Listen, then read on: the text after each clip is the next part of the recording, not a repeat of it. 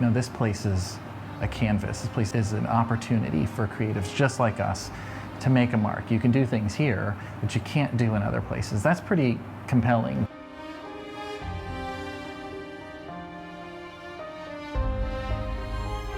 Assembly was all about, so let's make a mark to show everyone this is here, it's happening in a really big way.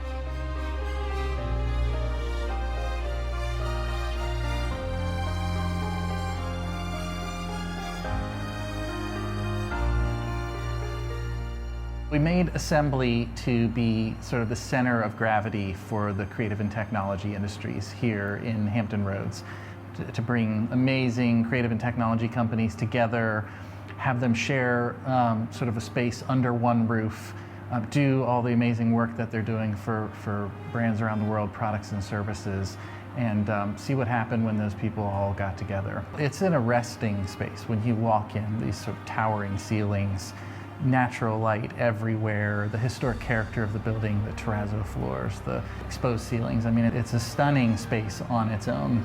When you think about it through the lens of what it's made to do is, I think, where it gets really exciting. You know, we've built this huge common area through the middle. We've cut this atrium through the center of the building, and it's all about not just creating a travel corridor through the building, but creating those connections between people.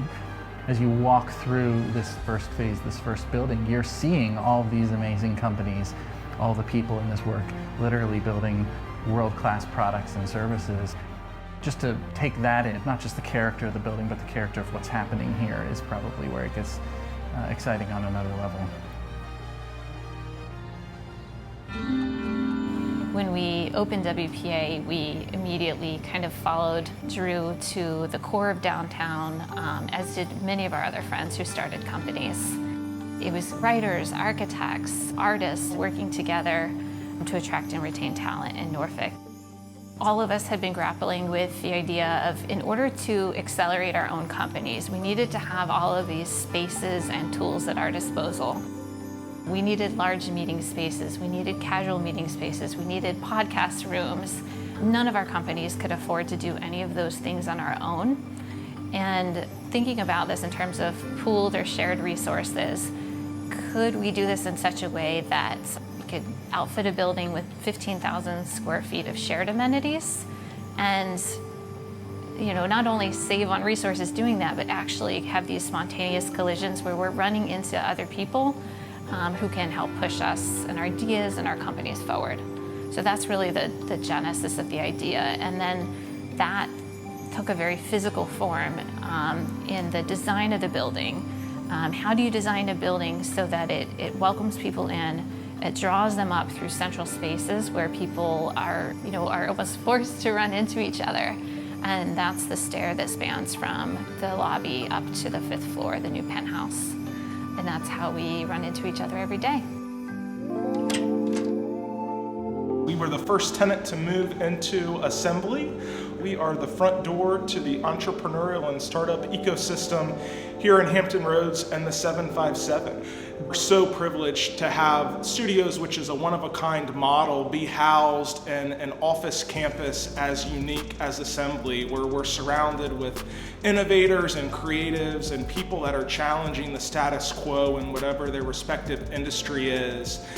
Being able to come together to share ideas, to be able to network, to be able to connect. The magic comes together all of the time. Connecting investors, mentors, people that are running successful startups, everything in the middle, that all coming together under one roof is just absolutely invaluable. My grandfather was an architect, and he said that anybody can design a building, but what separates the good from the great is all in the details, and there has not been a detail that has not been carefully thought of throughout this entire project. It's hard to believe that it's a 102-year-old building that we're standing in, because it certainly doesn't look like that. The building was originally designed as an exhibition hall. So think World's Fairs. It was a show place for anything that they wanted to house and showcase in the region. After that, it became the Ames and Brownlee department store. I know my grandmother remembers that, and she would come downtown to go shopping and to have lunch with my grandfather, who was down at the Royster building. Over time, it changed to Rice's department store, and if you walk around downtown now, that's the department store that everyone remembers. The building itself has about 10,000 square feet per floor. We've added some mezzanine space between the first and second floor, and then we've also been able to add some rooftop space so that there's additional function up there. You walk in and you feel the presence of a sort of boutique hotel where you can just land and start working. We tend to lean into the idea of co-working space, but this is kind of taking it to a next level. I went into it with a healthy understanding of what we would find, and it taught me that I didn't know quite as much as I expected to about the building. I knew enough about the construction of the time from past projects. Also learned quite a bit about the historic approach to buildings like this, not as a preservation project, but just as honoring the building at that moment in time. There was certainly a lot of dreaming and a lot of pinning and sketching and all of that for years, probably a better part of a year before we actually sat down and started doing this. Drew is the type of client that wants to see almost every possible iteration.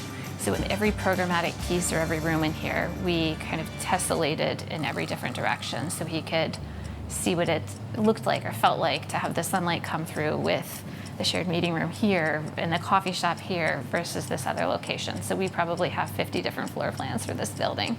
It took some time.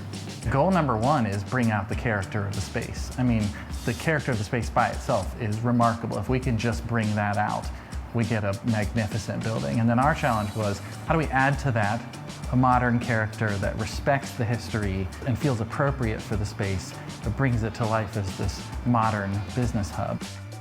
It's the difference in how someone answers the question, why should I go back to the office? We've all been very comfortable working from home.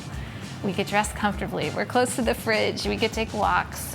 Why in the heck would anyone want to come back to the office? And I think the answer is a really well-designed space that allows you to collaborate and to work together efficiently and have spaces that feel like home. It made no sense financially. It was a stretch, to say the least. It's put really everything on the line for this project. It was about the vision, and I think we've realized a part of that, but there's a huge piece of this vision that has yet to come. So that's what's keeping me going.